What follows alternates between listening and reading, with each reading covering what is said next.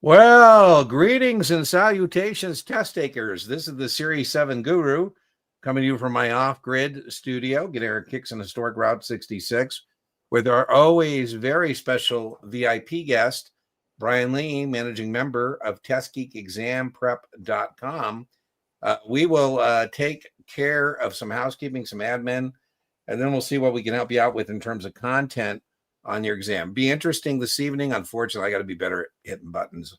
I told Brian, I just went on. It said, you're going live in 24 hours. I go, 24 hours? That's like 5 minutes? No.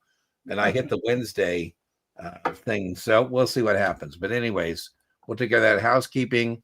Happy Veterans Day for those of you who have served. Thank you so much for service to our republic and defending the Constitution of the United States of America against all enemies, foreign and domestic. I always remember and honor my brothers in arms today, past and present. So, and then yesterday, Brian, was the Marine Corps' 250th birthday. So yes, I put up a little picture. We don't fly our flags here at Guru Exam Prep Studios every day, but Marine Corps birthdays, Veterans Day, Flag Day, we let the flag fly. Boom, boom, boom. If you do have a question for Brian and I, it's helpful, not necessary, but helpful. If you tell us what your question is from what exam. Are you taking the SIE? Are you taking the Series 7? So if you put that with a Q, it's easier for us to actually pick that out of the chat and be helpful. Tell us what series exam, where you're joining us from. We had a cohort of people from Brazil and India. So let's see if we have any international students. You're always welcome. If you are looking for a free supplement to your paid study materials, there is nothing better than my YouTube channel. We have over 2,000 videos there. Woo! Coming up on 9 million views, Brian. I've organized the channel in series playlists. So you would find your series playlists, plural, and those are in suggested watch order. The videos are in suggested watch order.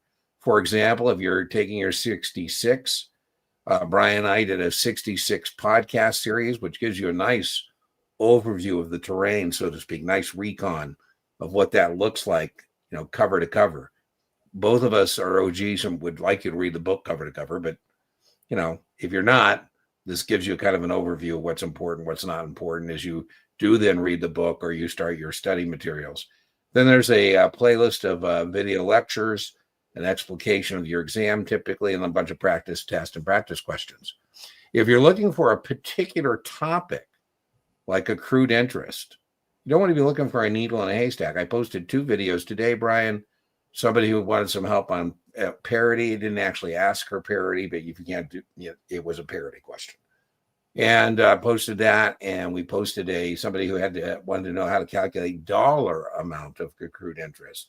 So if you're looking for something like that, just put it in the channel search bar. So, you can find, like, you put in accrued interest, 10, 15 videos will show up, and some big, some long, some short. You can figure out what you're doing.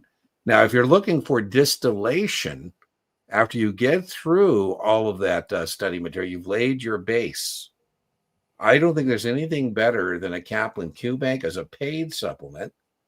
Guru 15 is the discount code. You can get a Q Bank on 7, for example, $55.80 with 3,600 performance opportunities. That's what I call practice questions, performance tracker.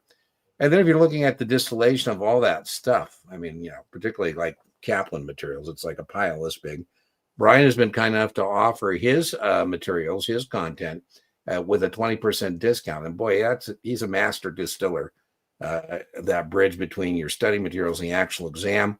All in on Brian on his video courses with the PDF practice exams, about $100. So you can buy it a la carte. I don't recommend it, but you can buy that a la carte. Not the videos, but I think you can buy the PDF a la carte and the practice test. Yeah, the PDFs. Yeah, you're not alone. If you're looking for communities, join our test-taking tribes. We have a lot of FINRA NASAA test-taking tribes. We have Baby Brokers doing hat tricks. That's got 2,200 members in it. Baby Brokers is a term of endearment for rookies in the securities industry. And then a hat trick is 3 successes in a limited time frame, SIE 766, SIE 663. You get the idea. We also have Reddit communities. We have a subreddit for the Series 6. We have a subreddit for SIE, and Series 7, R Series 7. We have a subreddit community, test taking tribe for a NASA exam, 63, 65, 66. We also have a subreddit for 9s, 10s, and 24s, R Series 24. If you win tonight, the coaching call, at the end of our time together, we do a coaching call. You do not win tutoring at a date and time of your choice.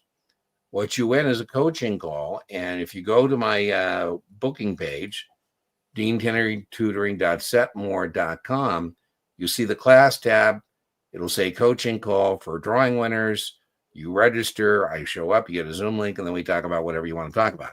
If it's not there, it means I haven't put it up or it's capped out, and just check back and it'll be there. So that's what you win in the drawing this evening. Everything on my YouTube channel is free, completely free. No upsells. I don't have channel memberships. I don't sell coffee cups, merch, no t-shirts, nothing. Opposite on my booking page. On that booking page, there's very few things that are free. I told you the coaching call is free. We do a Q&A jam session coming up. I'm going to have to do that on Sunday because I'm pretty busy. But that's for anybody. You want to join us for the weekly jam session. Again, you just go to the class tab and you'll see the link for the Q&A jam session. It's kind of like around the horn. We answer any questions you may bring to that. We also have a book club, and this month I'm pretty happy. We're doing 1929 by Aaron Sorkin. I'm about halfway through it. Boy, he's one of my favorites. He wrote Too Big to Fail. He's a New York Times deal book reporter. He's in charge of the business part of the New York Times, as well as the morning anchor on Squawk Box. So if you want to join us for that, same thing. You can find that on the tutoring page. I do collaborations with Kaplan. I am teaching a 66 next week, November 17th through 19th. And so feel free to register for that. Guru 15 works on all Kaplan products and services, including the class. All right, let's see what we got in terms of what people need help on. Can you explain the difference in priority for net revenue and gross revenue? We certainly can. That would be found, Mark, test question in the trust indenture. The trust indenture is a contract between the issuer and the trustee for the benefit of the bondholders.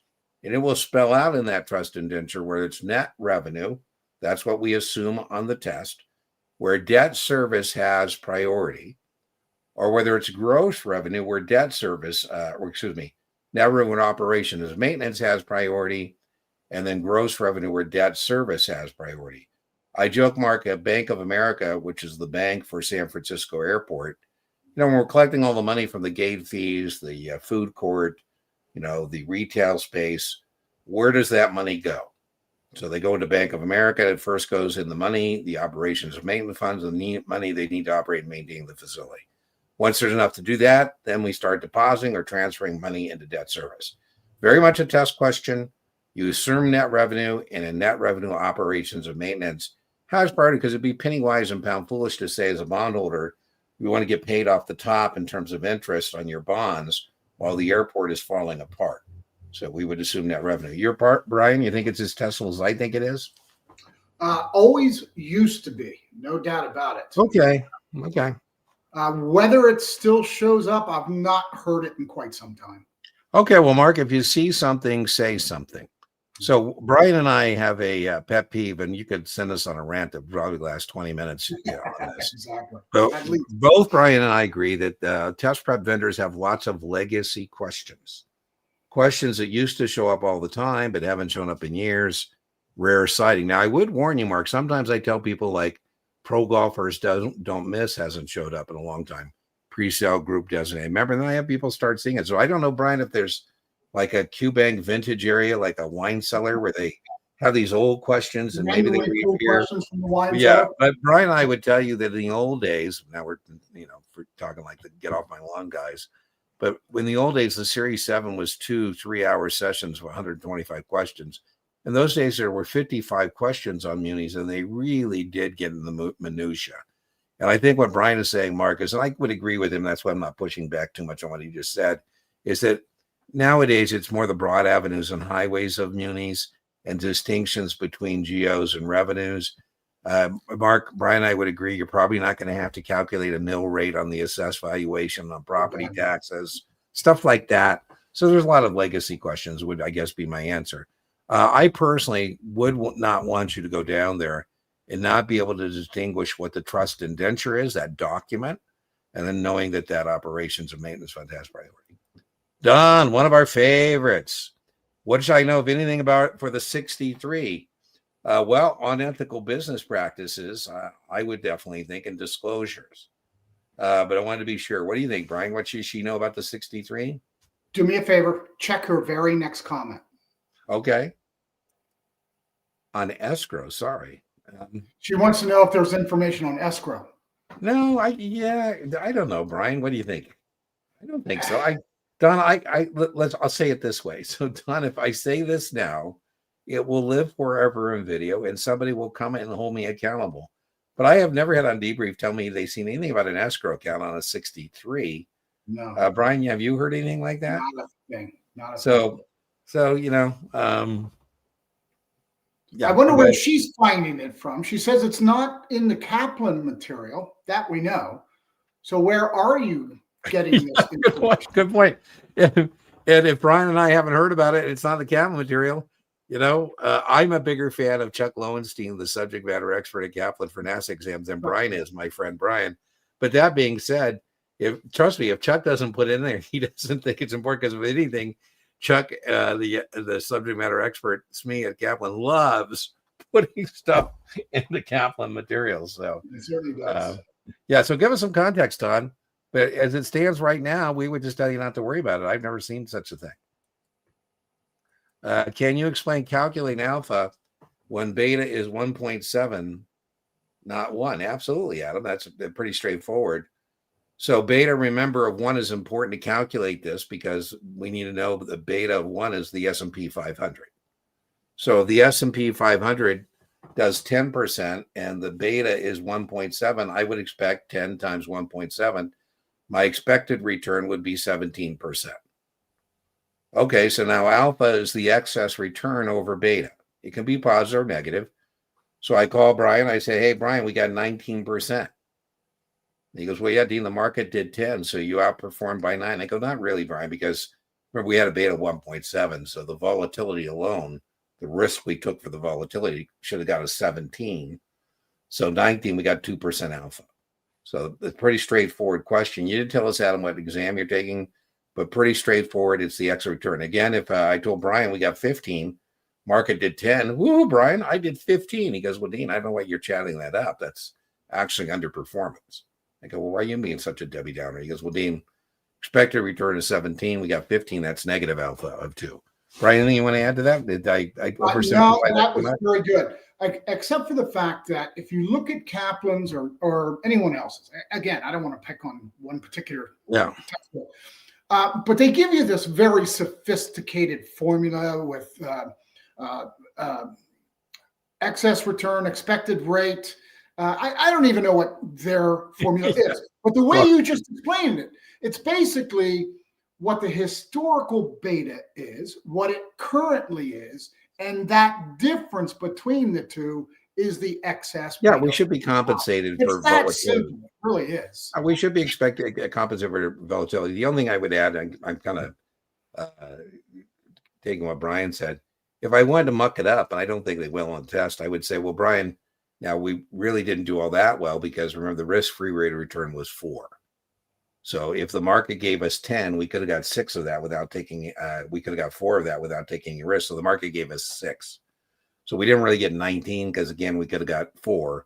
We got 15, but I don't think it'll muck it up that much. Test prep vendors, no way it does. Yeah, test prep vendors muck things up more than is necessary, certainly. 7 Thursday, round 2. You got it, Adam. You got it. I love it. I love it. Pass this ice cream money. There you go. I call that ice cream money, Brian, in my family is, if I'm traveling with somebody, I would say, listen, it's, embarrassing, Brian, if I have more resources than them, for you to have to ask me for, money for this or that. So I said, I'll just hand somebody $500 and say, here's some ice cream money. That way you don't have to be coming to me all the time to ask me for $20 or $50 or whatever it happens to be. So in our family, we call that ice cream money. And, yeah, sometimes people will say, what are you doing? I said, well, I sometimes say, Brian, I'm tutoring for ice cream money. It's a little more serious than ice cream money. Taking a 7 tomorrow, going over the 90-minute video, and saw you went live. Well, thank you, Mark. Thanks for joining us. Yeah, we're live every Tuesday. Tonight, I kind of blew it. I got to pay more attention. I don't know how I blew it, but I don't know why I can't get the dates and times right. I try to automate my life as much as possible, but I told you tonight the link was a Wednesday link, even though it says Tuesday. So I fixed it. So welcome. Thank you so much for joining us. Third attempt. You know what, though? I got to tell you, Lauren, Adam, we have so many resilient test takers lately, Brian. We don't wish the hard journey on you, the misfortune of passing. We want you to pass the first time. But boy, this week, Brian, I've had so many people coming back. I passed on my third time, my fourth time. I'm like, I say, Lauren and Adam, kudos on passing your 7, but more importantly, passing a test of your resiliency. You know, that's a more important test for your future success in the securities industry. So stick with it. I get so excited. We had a guy, Vince. I don't know if Vince will pop in tonight. And sometimes get so spear-filled of people who have the hard road that I have to back off again and say, no, that we don't want to do that just to build our character. If we can pass the first time, that's what we want to do. But how you respond to that says a lot about your future success. So Lauren, Adam, we're wishing you work. I just talked about Brian, Jason. Jason, if you're listening, I just am so impressed with you, my friend. Brian and I can tell, I hate to sound religious, but there's a term I like, repent. Repent is changing course and direction. And how many people, Brian, have we seen miss their mark? And then for some reason, it just flips a switch and they dig in, and whatever they were doing, they change it up in terms of dedication, discipline, and organization. They find those points. And not only do they pass their test, they're not even at risk. They've developed a margin of safety. And I just love that. And we have so many people that are doing that. Like I say, passing the first time is the better way to go. But, it says a lot about your character when you do it the hard way. Slave the 66 Dragon. Woohoo. Welcome, Hat Trick. Woo. So when you get the hat trick, one of the things we do is we ring the bell. And we also have a toast in your honor. Tonight, we're using Familia Reserva. I actually wounded myself, Brian, trying to get the wax top off this thing. The gift or gratuity rule does not apply to Brian or myself. And this was a gift from one of our victorious test takers. And so in your honor, and in my glass, I drink and I know things about FINRA and NASAA exams. So let's get that done. Woo-hoo. Oh, much smoother than my mezcal I've been drinking the last couple of weeks. Ooh, that is some smooth stuff. All right, let's see what else. 66 was the hardest. We get that a lot, Brian, don't we? Yeah. NASAA exams. It's kind of weird. It's a high beta, high volatility. There are people who really struggle on the 7 and find the 66 not to be as challenging, and the vice versa. People who, ace the 7 and struggle on 66. I would say that NASAA wording is, in phraseology and grammar, is a bigger challenge. Yes, it is. Now, I would tell you my friend Brian is as big a jerk as the NASA jerks. I'm joking. But he has some practice questions where he uses terms like remuneration. I've had foreign international students, Brian, what is remuneration? Compensation is what that is, right? Now, and I stand up for Brian. I go, hey, Brian didn't do that just to be a jerk. That's how NASAA exams are. So NASAA exams, you got to read once just to kind of say, okay, what do I think they're asking me about? And then you got to be able to read the answer set and go, okay, what answers are being offered to me, right? So I'm with you. I believe that, Bash, same thing. I do believe, my personal opinion, for what it's worth, is that NASAA exams are more challenging on phraseology and grammar. Yeah. Brian, your thoughts? Absolutely. Series 66 pass rate is slightly less than Series 7. Is it really? Well, there you go. There you go. The last I heard from the NASA conference is they actually were kind of patting themselves on the back for that fact. That their pass rate stuff like that aggravates the hell out of me, right? So they're no kidding. I know. Yeah, man, that just aggravates me. Now, I would say that, yesterday was the Marine Corps birthday. My Marine Corps is 250 years old as of yesterday. And, one of the things we say in the Marines is we want to be the few and the proud. We don't want to be the many and the humble. That's not what we want to be. And so sometimes these exams are intentionally barriers to entry into the securities industry.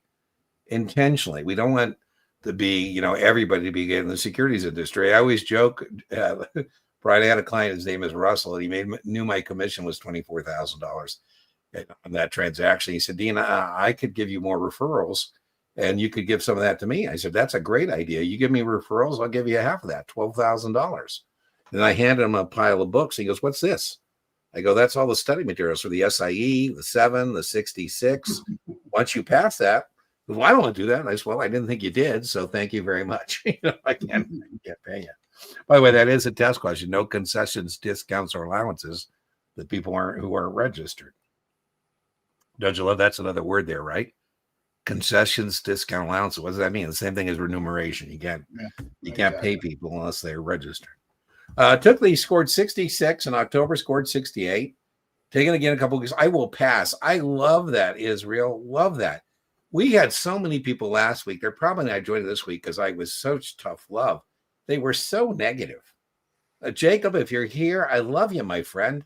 But geez, I'm terrible at this. I'm terrible at that. I'm not going to make it. I go, man, change your stinking thinking. You're going to pass. So I love that. I love that. Yeah, we got lots of free content. As I said, I probably had Israel haters before I got on social media. I'll stipulate that. But boy, once I got on social media, my haters just, they show up big time. And again, I'm Israel a Marine, so I don't turn the other cheek. That's my dad, the missionary. Brian says I should take the high road. I don't do that. I return fire. I'm not a guy who's going to, have somebody take a shot at me and I ain't going to return fire. Anyways, this guy said, Brian, how could I take $375 an hour from tutoring from poor college students and people who can barely pay their registration fees? And I said to him, I'll leave that market to you. I don't take that money from anybody who doesn't have that resources. And then Israel, I said, and I've got 2,000 free videos for them. I don't sell them anything. What do you have for free for them? Exactly. And in this case, he had nothing. I'm like, okay, well, then I don't want to hear from you. Marcel, I always tell Mom hello. You're always with us, Marcel, in spirit. I think you told us Miller Lite. We're going to be there again tomorrow night. We'll get that Miller, put it on the table in your honor. Brian was right, Marcel. You were kind enough to take Mom. He was kind enough to take us to, what was it called before? The WB Steakhouse or something? But Marcel took Mom and I to it. Williams B. It used to be. I know it's Williams B now. So I was going to tell you, Marcel, is that dinner was pretty good. And Brian told me that William B's, they're kind of retrofit's the wrong word. They've really redone Suncoast, Marcel, in a really good way. But anyways, the now that's downstairs called William B's, and Brian was right. It is way better. I mean, that meal you bought Mom and I was fantastic, but this was the next level in terms of what we've got. So we will be thinking of you in your honor, and I got to get Brian to New Orleans. That's got to be on his bucket list. I just can't believe my friend Brian has never been to New Orleans. That just is shocking to me. Shocking. Just shocking. Yeah, you never win anymore. Marcel, but I think you banked like 5 or 6 wins. So Marcel was winning so many of the. I don't control the Wheel of Fortune, the drawing thing, the wheel that picks the winners, and he won like 4 times in a row. So I think I still owe him all that. So you can collect whatever you want. Who knows, Marcel? Knowing you, maybe you put now that good vibe out there, and maybe you'll pass again, win again tonight. Can you explain the difference on taxation for the Series 6? Now, Kim, that is very difficult because I don't know what you mean by the difference for the 6. Taxation is taxation is taxation. Now, I would think, and I'll give Brian a shot at this. One thing I think people, this is for all exams. Mutual funds are wonderful. I joke, Kim, even if you were going for your Series 7 and you passed your Series 7 and you went back to your manager and I said, hey, Brian, I know I have a Series 7, but is it okay if I just sell mutual funds? Brian would say, Dean, that would be wonderful. If I want to terrify my branch manager, I go, Brian, man, I just love options and margin and wildcat drilling. Woo! top it down. There are, advantages of the mutual fund, professional management. I say, Kim, do you have the time, the temperament, and expertise to be managing money? The vast majority of people, Kim, are going to answer that no. I say, well, Kim, then you ought to hire a professional manager, somebody who does have the time, the temperament, and expertise to be managing money. She said, I can hire a professional money manager for as little as $500. I go, Kim, there are men and women who have sold their soul to manage that $500 for you. The easiest way for Joe Sixpack retail investors to avail themselves of professional management is a mutual fund. Kim says, I saw that Fisher guy on television. He says it's a minimum relationship of $1 million. I go, well, yeah, that's not a mutual fund. Now, Ken Fisher, Kim, would tell you that one of the disadvantages, here we go, to a mutual fund is you lose tax control of your investments. Whereas if you have individual securities, I look at my portfolio and I say, my investment mind says sell, but my tax mind says, oh my God, I'm going to have to pay a capital gain. The capital gains tax is a transaction-based tax. The easiest way not to pay it is not to transact. So one of the disadvantages of a mutual fund, not only in 6 on every exam, is you lose tax control of your investments. The portfolio manager decides when it's time to realize that capital gain. And the holding period is going to be based on that of the fund, not yourself. Right? So that's one disadvantage. Now, we do rate mutual funds on tax efficiency. One other thing about a mutual fund, if it's not my retirement plan, I tell, American funds, for example, or Franklin Templeton or Fidelity, I say, I don't need the money now, Kim, so just reinvest it for me. Very testable. That's called a dividend reinvestment program, DRIP. The IRS says, as far as they're concerned, I could have got the money, and it's the same as getting it. I'm going to get a 1099.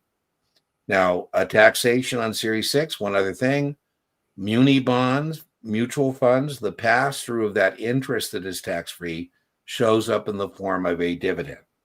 So the dividends from a tax-free mutual fund are tax-free because it's the pass-through of the interest.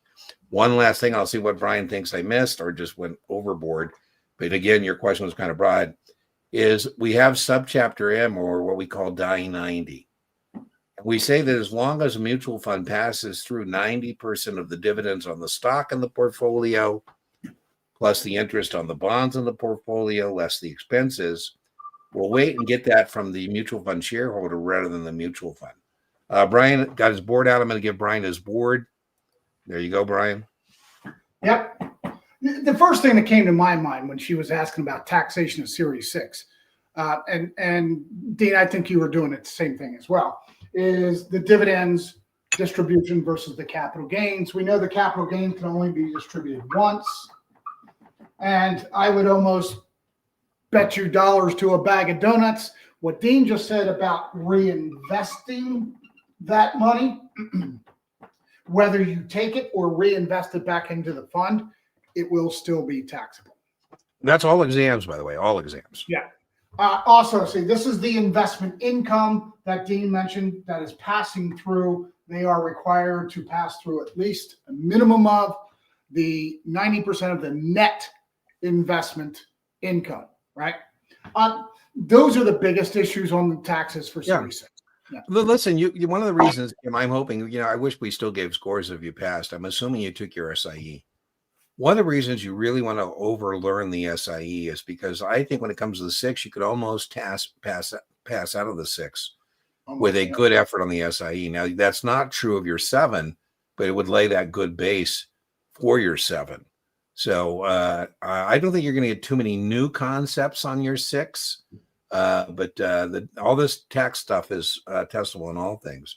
Yeah. I'm still trying, Don, to figure out escrow, but not many details. Just based on this mutual fund, Don, maybe, but I don't think it's 63. I take it back. I was going to go down in this thing, Brian, about we escrow shares for a letter of intent, but that's not on 63. No. So, Don, if you see that, just screenshot it or whatever, send it to me at dean@guruexamprep.com. And it'd be helpful if I can see what you're looking at. But I don't think, let's be clear, Brian and I said not testable. We've never heard of anybody telling us they've seen an escrow account question I just can't think of anywhere where I can't that either. I can't be either. relevant to the 63. Oh, welcome. Thank you. Happy Tuesday. Thank you so much for popping in. Victorious Test Taker in the house. Listen, we love victorious test takers who circle back and pop in. It's good for morale. You know, it's hard when you're studying, particularly on your own, and you think, man, is anybody out there in a similar situation? The answer is yes. And there are people not only that are out there in a similar situation, but also have gone through and matriculated through this. They've actually come out the other side, right? I joke, I just had a guy today. It happens all the time, Brian. I'm sure it happens to you too. Dude, I just finished my hat trick. You know, and then I always say, well, that's a good thing. Our reason and our season is over. The reason Brian and I come into your life is to help you make your marks on these exams. The season is how long that takes. We love it when people, you know, still hang out. You're always welcome. I had a question about rules and regs last week, wondering if Brian's offer for the rules and reg chart. I don't think he called it a rule and a reg chart. I think he called it his cheat sheet. Send an email, not sure. Registration of persons. Yeah, I think that's what we call them. Narrow. Yeah, send him an email. I would think the offer is still good, but absolutely. Sure. Yeah, so I mean, I'm not sure that we're calling that what that is. No. But there is Brian's email. He's offered, I think, what was your second thing you'd offered, Brian? You've offered the cheat sheet. It was just, actually, there was 3 things over the course of the last month or so. Right. The number one thing that people are looking for, 63, 65, 66, definitions and registration requirements of persons, broker-dealers, agents, federal IAs. That's the cheat sheet, right? That's the cheat sheet that everyone's been calling it. Yeah. I also have a little blog in written form, how to best study and pass your FINRA and NASAA exams. It's a two-pager kind of thing. And then the third thing we talked about a couple of weeks ago was that form ADV. There's a one-sheeter that I have. Okay, so take Brian up on that. I actually use a lot of his content in tutoring. I love his cheat sheet. So what I usually do, Brian, is say, okay, let's put you in one of these boxes. Your firm, there's your firm, there's you, you know, and it really helps you in terms of, I think of a flow. It's really hard on NASAA exams to get a flow. I mean, they don't lend themselves to flow. But what Brian's cheat sheet does, I think, as much as can be done, is put you in a good flow state where you go, okay, this is a federally covered advisor. Oh, no, it's state. Okay, it goes over here, right? So be sure to take him up on that. I certainly would if I were taking a test. Because and you have that video of that class that we did. I do. Brian was kind enough. We got to get those back up on the schedule, Brian. Yeah. Brian was kind enough to actually join us for an evening class he called Definitions of Registration in Persons. It's made major contributions to that. Well, I don't know. I wouldn't want to say tens of thousands, Brian, but I'm never sure when it says the view count is 200,000. That's 200,000 people taking a 63, 65, 66, or if it's one person watching it 200,000 times. But anyways, it's a very popular video. Read the comments about the contributions. Another morale booster besides our victorious test takers popping in is to read the comments on particularly that video, but all the videos on people who have used that content and have passed their exams, and particularly that video, very popular. It's made a lot of major contributions. I will link to it in the video description for those of you who are interested. And then, but like I say, take Brian up on his offer for sure. Okay, now every time I go back, I lose my place. And so let's see where we're at here. There we go. Got it. Oh, I'm getting better. Dean and Brian, I failed the exam again last Saturday. Ugh. It's the fourth try and I'm not giving up. That's what we love. We usually ring the bell for tested victories, but tonight we're ringing it for resiliency and positive mental attitude. Listen to all your trainings, love your shared practice exams. Any tips? Well, if you failed again last Saturday, I would give yourself grace and refresh and reset. Get some distance. Let your brain kind of recharge a little bit before you jump back in. Did I miss what exam we're talking about here? Let me see. Did I miss? No, you did not miss it. It'd be helpful if we had some more data. Micah, is that right? I hope I'm Philly Micah. I'm going to call you Micah. So give us some more data so we can be a little more helpful It's hard to tell you what you're doing wrong if we don't know what you did the first 3 times. In general, Brian and I agree that we haven't got your data on your test scores, that this could be a test taking issue and not a knowledge deficit problem. We would know that based on your score. So if these are 4 high 60s, for example, that's not a knowledge deficit thing. It just hurts my heart because I'm not a psychologist. I don't have a magic pill for this. But Brian, I had somebody this week. I know she knows this stuff. I know she knows it. Yeah. And same thing. She's getting high 60s. She's telling me she's not changing answers, but it's just tough when we know you have the knowledge base and you're just for whatever reason not making it. Give us some data. Go to my booking page and join me for a coaching call. Maybe you can give me some more particulars and I can be a little more helpful on that. Well, Vaughn, what I would suggest you do is take a sheet of paper and fold it in half. And on one side, write all the terms associated with GO bonds and revenue bonds. So that is the key to get those muni bond questions, is being able to distinguish between GOs and revenues, right? So that would be my biggest key. And then remember suitability. Why do people buy muni bonds? Because they're federally tax exempt, maybe state and local, depending on where you live and what kind of bond you're buying. So the 2 types, and then suitability. Brian, your thoughts on keys with muni bonds? Yeah, I love that piece of paper. Knowing the characteristics, the different characteristics between the GOs and the revenues is the first place you want to start. Really is. Yeah, well, you're studying, Vaughn, just like you should say fees, revenue bonds, taxes, GOs, ad valorem, GOs, revenue. I'm going to assume this is for Series 7 as well. But I would think, oh, yeah, we're talking about Series 7 for sure. Yeah.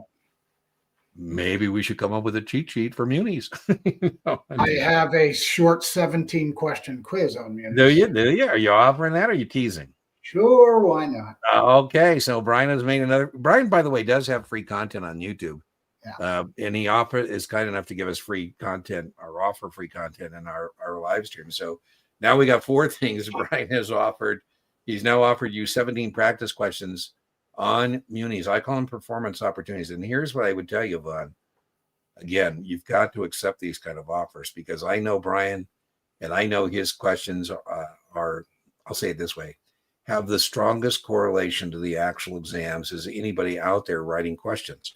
In fact, I haven't been able to convince him to write a Q bank because he's got other things to do, like him and I having dinner and drinks tomorrow. But the questions he does have are spot on. So make sure you take him up on that.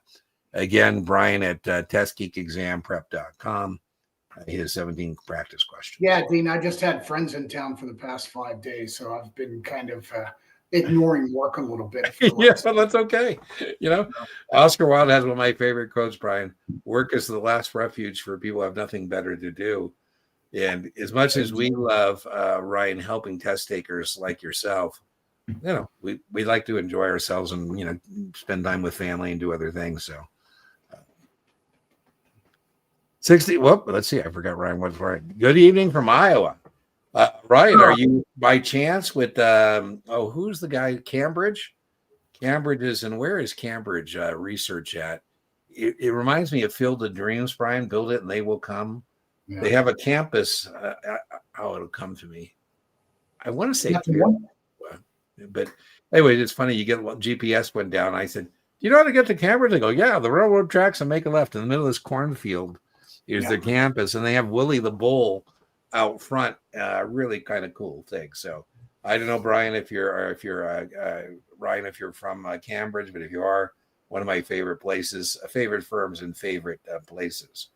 Yeah, yesterday, Marine Corps Birthday Day. Yeah, there you go. What a auspicious way to do it, man. November 10th, 1775. Ryan, are you a Marine? Like Dean?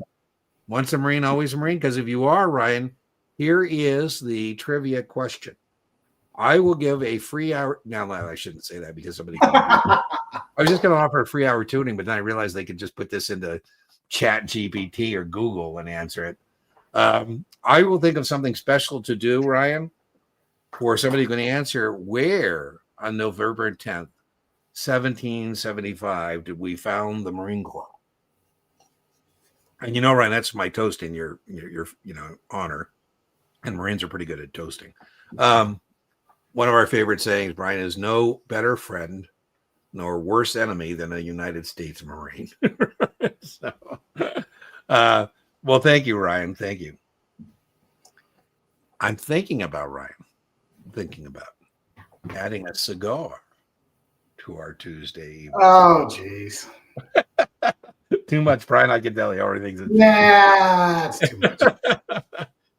If the 66 is a slightly lower pass rate, by the way, Ryan, just want to think, I'm proud to share a drink with you too. That is the trifecta. That is the Out Trick SIE 766. And then today, Ryan, remember another great day, November 11th, Veterans Day. So if the 66 rate than 7, how does the 65 compare? Oh, man, people ask us such hard questions. May I answer this one, Dean? Yes. Okay. Only if you say what I think you're going to say. No, I don't think so. NASA and FINRA stopped reporting to the public their pass rates. They used to. I'd say, Dean, I don't know if you remember this, but back in the mid to late 90s, they actually every month would publish the results for Series 7, 65, Series 6. They don't do that anymore for whatever reason. I have no clue. So any of this information that I'm giving, and probably Dean give you, is predominantly anecdotal, we call it. Anecdotal. It's from what we hear. I would tell you, I'm just going to throw it out there and let Dean respond to it. I think the 65 has the lowest pass rate of them all. I will, again, anecdotally, here's what I'm going to agree with Brian. And people, Brian, we have 7s who are incredulous with us when we say this. I think the 65 is the hardest exam. By the way, if you're taking the 65 racer, check out our podcast series. And I think our first episode, Brian, is who takes the 65, who fails, and why. That's right. And here's why I think the 65 is one of the most difficult exams. I think of it as kind of a baby 7. If you come to the 65 as a tabula rasa, you have blank slate, no background in the securities industry. It's a lot of stuff. And unlike a 7, there isn't a narrative thread to it. The 7 has a narrative thread. Find a customer, open an account, make an investment. What happens afterwards? That's the 4 critical functions of being a stockbroker. Where 65 is over here, and then it's over there, and you got analytical methods, and you got financial information, you got balance sheets. So probably not what you wanted to hear, but I think the 65, Brian said, here's where I would concur with him. He said the lowest pass rate, and I'll correlate that to the most difficult exam for some. I did too.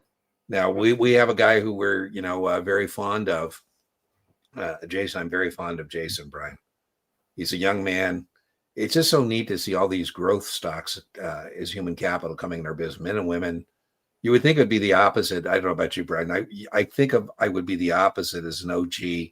Like, oh, who are these people coming in our business? We have so many talented men and women young men and women coming into our industry. And I call them serious growth stocks. I'm not a growth stock. I'm kind of a blue chip. I pay dividends. I'm kind of boring. There's no growth in me. I'm already kind of who I am. Anyways, we were talking about Jason. He's taking his 65. He's laying that base. But boy, that's a lot of stuff. It's just a lot of stuff. And it takes a lot. It takes a lot of work. And it's like I say, it's broad. You're over here, then you're over there, then you're over there. So probably not what you wanted to hear, but we got to be truth tellers. Failed 65. There we go. Well, not what we wanted. We didn't want to follow up with Brian. I always joke. I think this Tuesday, Brian's a little more positive than last Tuesday, anyways, in general. Much. I think we had some negativity, some negative vibes out there last Tuesday. So we got some more positive vibes, but I hate to follow up what we just said with this. I blame myself for not investing. Well, Brian's course isn't $129. It's $100 with the Guru 20 discount code. I think it's a little over 100. So you paid something like that. Yeah, you paid full retail, my friend. No, I'm joking. I'm not joking, but use the Guru 20 discount. I thank you very kindly. There you go. The $29 in margin for Brian. Buying the material now. Well, if you're buying that now, put in that discount code. And back to the drawing board. There you go. How apropos is that for buying Brian's content? Because he's one of those old-fashioned stand and deliver whiteboard guys. So you're going back to Brian's drawing board, right? And it's a good one. It's a good one. It's amazing how many across generations still enjoy that old method. I'm with you. Middle, I'm old. with you. I'm jealous. You can see, Brian, what I've done to my whiteboard behind me. Yeah. That is a whiteboard, but I've retired it. now it's to hang tchotchkes on. There you go. I'm thinking I got to do the rest of the studio, but I'm thinking I'll put another area down there where we can do old-fashioned whiteboard work. And Brian, how fun is that? We're probably the last two guys who could actually show up with a dry erase pen on a whiteboard and deliver a class without PowerPoints and without Exactly. All right, I have a friend who took the 7 3 times. Ugh. Now she's studying 66 before any advice what she can do to pass the 66. Yes. Well, she should have. Yeah, they're right on. Watch our podcast on the 66. And then what I was going to add is let's assume she passed the 7. So I'm just going to assume that we're going to give the advice we would give somebody who had passed the 7 rather than somebody who missed it. I would want her to be very conscious of what is not an overlap, because it would be very easy for her taking the 7 3 times to get into the 66 and go, oh, I know mutual funds, I know preferred stocks, I know bonds, and miss those areas of 66 that are different. I would bring up sources, financial information, balance sheets, performance measures, analytical methods. And then the other big half would be regulations. I call it registration, but it's called regulations, and unethical business practice and disclosures. But that's a separate issue. So that chunk, 45 questions on that, is completely different than the 7. But on the part that is the investment side of it, 55 questions, just make sure she respects that as a separate exam and doesn't kind of in her own mind start thinking, oh, this is like my 7, because it's not. What do you think? Yeah, Vidya, make sure they watch Dean and I's podcast, that overview. Kind of gives you an idea of what you need to do, where the traps are, what's different, what's the same about the 7, all right, and the hubris that some people have after going through the 7. Watch that podcast. It's a great, great place to start. Is he my brother? I'm not sure. He's my brother from another mother, I would say. Brian, are you talking about Brian or my brother Chris? I did post we did our last office hour, and I had to take Chris to his birthday dinner, so maybe. But Brian is not by DNA. He's not my brother. But in terms of simpatico, he's my brother. Well, thank you so much. So, Brian, a devil dog is the thing. Yeah, the Germans gave us as Marines. Yeah, a very famous Marine Corps battle, Bellwood in World War I. They said these guys are devil dogs, and we embrace that. And then a squid is a guy who's in the Navy. And if you're the same guy, thank you so much. I had a guy today, I posted the Marine Corps birthday, and he said he was a corpsman. Corps in the Navy, squids are Navy guys. And we're jarheads, by the way. Unless we're with an Army or an Air Force guy, then we're on the same team. So I joke, the Navy is kind of like the taxi cab for the Marine Corps. They take us to where we need to go and, meet foreign people and kill them. I'm joking. But corpsmen always are the persons who are deployed with the Marines to patch them up and keep us in the field. And so they have a special honor and privilege as, being, I won't call them honorary Marines, but Marines have nothing but love for corpsmen. So anyways, same to you. Thank you so much for your service. And I love that. I haven't heard the nautical term or our term of endearment for Navy guys in a long time. So that's fun. Like I say, a jarhead can call him a squid and a squid can call him a jarhead, but nobody else better. Progressive, fixed, and regressive. I'm not sure.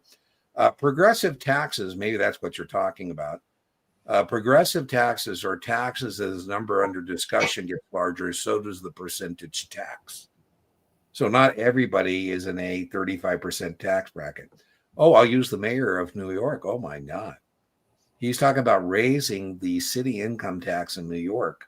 The city income tax. to some ridiculous number like 9%. He said, well, only billionaires are going to pay it. Well, there you go. Progressive, right? Not everybody's going to pay it, just the billionaires. Now, he's been challenged a couple of times like, well, don't you realize that the billionaires could move to Florida? He goes, they won't do it. I'm not so sure.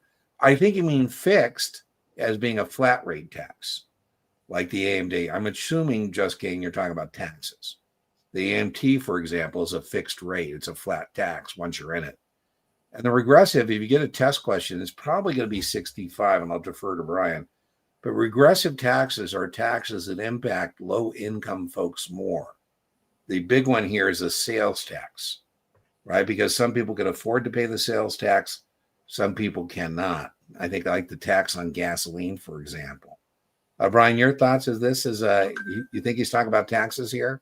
Oh, well, that was my first inclination, of course. Yeah, where else do these come from? Progressive taxes affect those at higher incomes.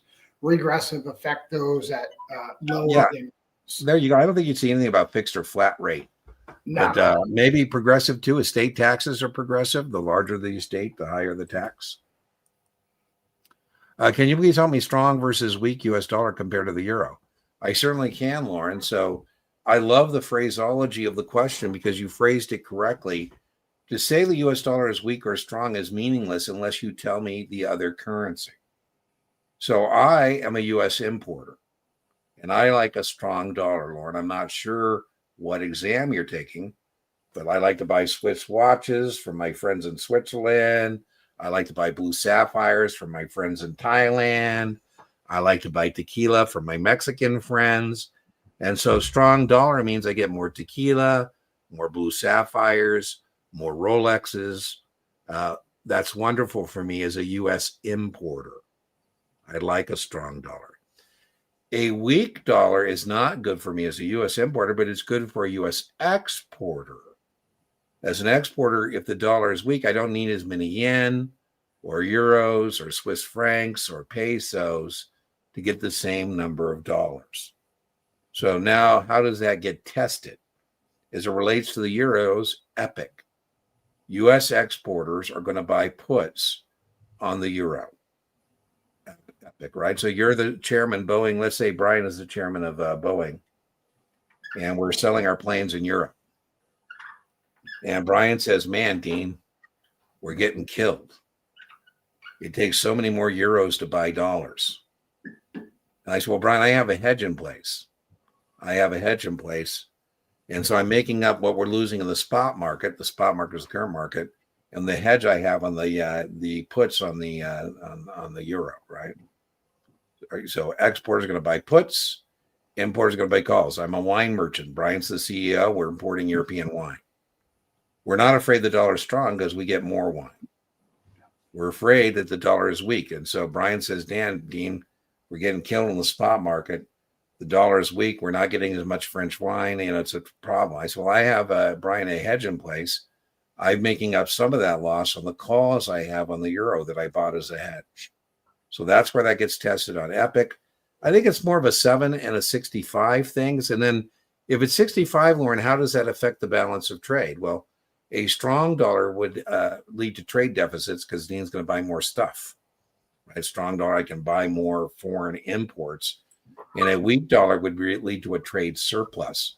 So what do you think, Brian? 7, 65? What do you think on this? That's exactly right. It's got to be either of those two, right? And the question, if it's on the 7, it's going to be probably both about the imports versus exports and the options that you would buy or sell. And that's the Epic or I wasn't sure we're going to bring it up. Okay. Yeah. So we don't know. So we don't know what the exam is with particular question, but Dean's got it, right? Strong dollar means more inputs or imports. Weak dollar means more exports, and it affects the balance of trade. That's if you're taking 6, I was just going to say, if you're taking 65, they do get in this thing about trade deficits and surpluses. They certainly do. Yeah.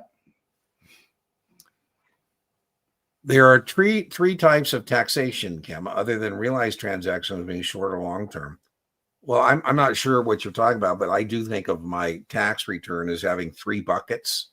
My 3 buckets of my tax return are Dean working for money, earned income, paycheck income, right? That's me tutoring, teaching classes, doing things for that.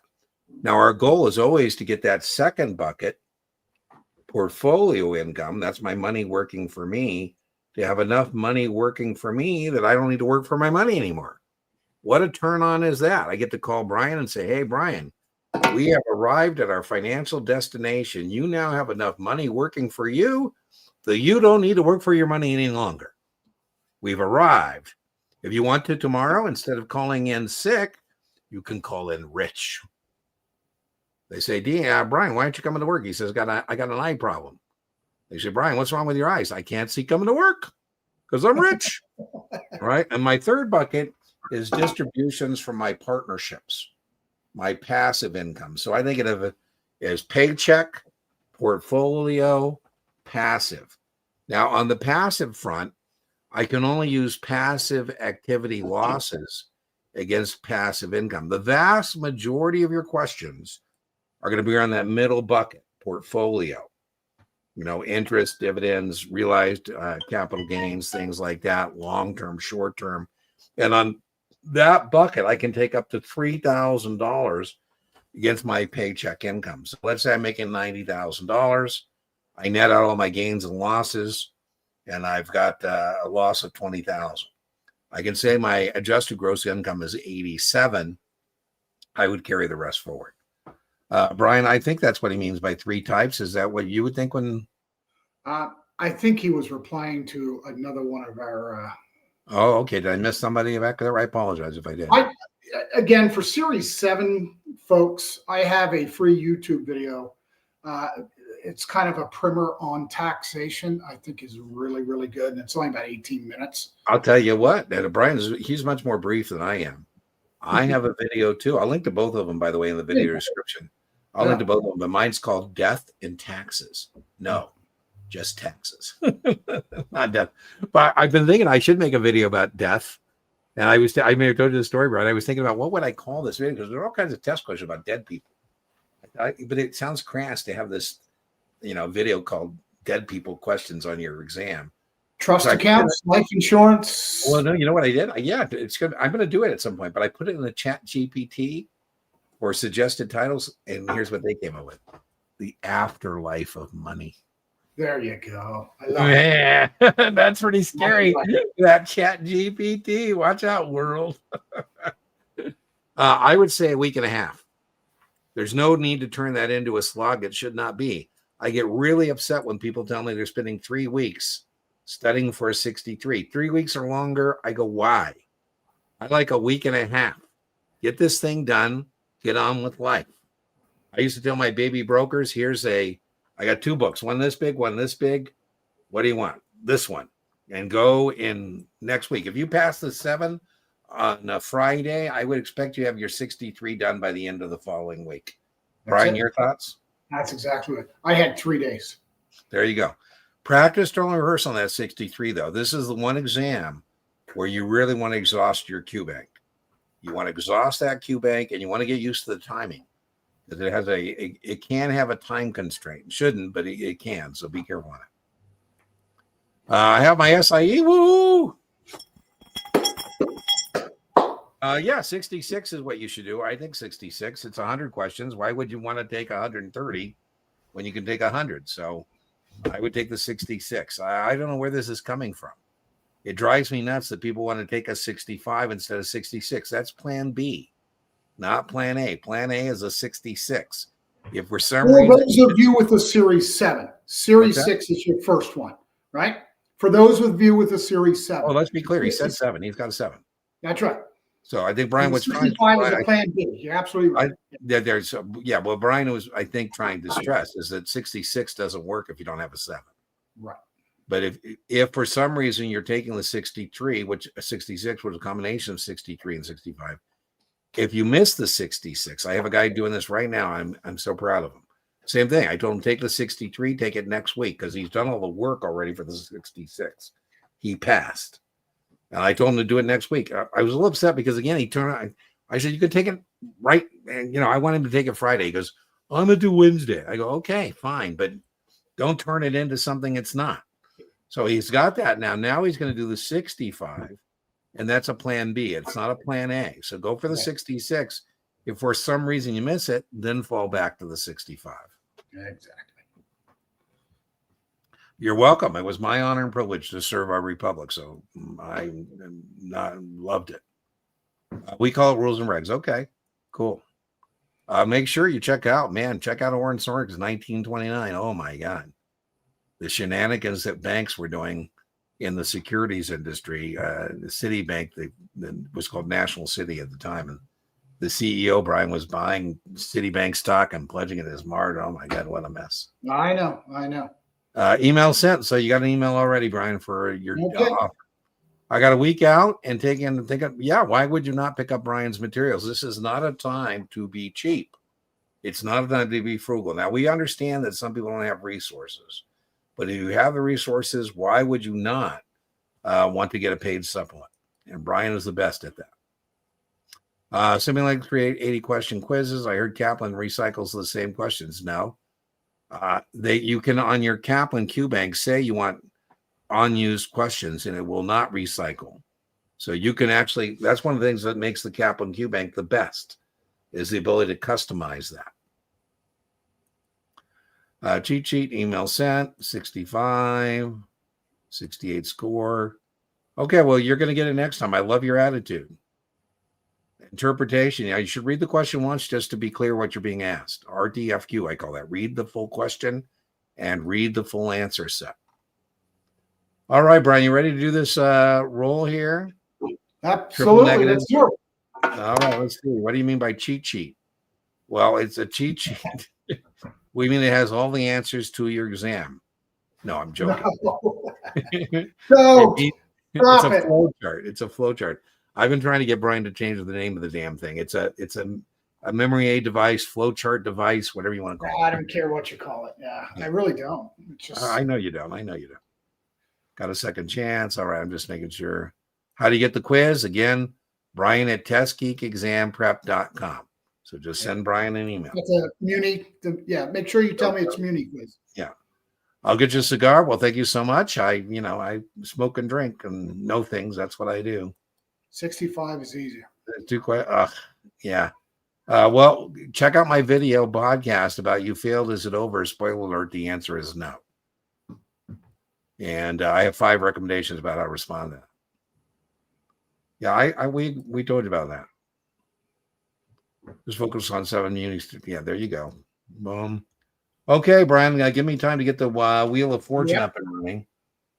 I think SIE for Dummies is a good value proposition. It's not enough to pass the test, but if you're looking for something cheap with some practice questions, I don't have a problem with it. Wow, Ryan, you're right up in my wheelhouse. Nicaraguan cigar. I like full bodies. 0311. I was 0231, which is brief. 0311, I believe, Ryan, is infantry, right? Every Marine is a rifleman, but 0311 is a real infantryman in the Marine Corps. So, I briefed and debriefed pilots. All right, let me go get our Wheel of Fortune fired up. Oop, I don't want that. There we go. Giveaway tool. Choose the live stream. Ask the Series 7 Guru. Okay. Let me go find Brian. Don't put this in until I get the Wheel of Fortune up because it won't register. So, Brian, what is our word for today? For our friends east of the Rockies, since Dean and I do not live there, what am I doing? There we go. Sorry. Frigid. Is that frigid? Frigid. Okay, yeah. So give me a chance. Don't put that in until I get this thing done. It's got to be put in the chat exactly as Brian has it. Does it have an exclamation point, Brian? No, it doesn't. Okay, good. I'm just asking before I put it. Okay, now we're ready. Okay, so now you can go. Let me get the screen and put that into boom, boom, boom, shared screen. Shared screen, giveaway tool. Let me put that over here. Well, give me a sec here. I'm working on getting this thing backstage set up. And there we go. Ooh, okay. Let me get rid of that. Boom. Let me put in where you collect. You collect your coaching call at. There we go. Okay, so we have 3 entries. That's it? My goodness, we have 34 people in here and we only got 3 entries? That is crazy. Did we go on too long? It's got to be exactly how you see it. We got 5. I see Marcel in the mix. Marcel is a front runner. He's pretty good at this stuff. He's a winner. Yeah, he's saying, don't throw it. Okay, we got 10. Anyway, last call. 11. We got 30-something people in here, so you got to have it exactly as you see it on the screen. If you don't have it exactly as you see it on the screen, for those of you who we try and start and end on time. Sometimes I go over, but I'm heading to Vegas in the morning. But feel free, if I didn't answer your question, to send it to me at dean@guruexamprep.com, and I'm more than happy to answer it by email. 14, last call. 15, going once. 15, last call, going once, going twice. All right, let's spin the wheel.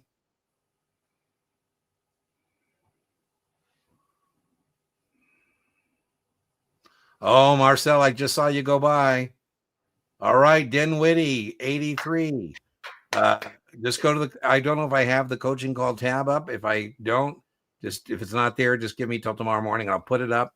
And if for some reason you can't find it, just send me an email at dean@guruexamprep.com, and I'll take care of it then. All right. So I say, remember, inch by inch, your exam is a cinch. Brian, you saying? Keep it simple. Stay with what you know. You take the test. Don't let the test take you. All right, everybody. We'll see you next Tuesday, 5 p.m. Arizona time. Bye-bye.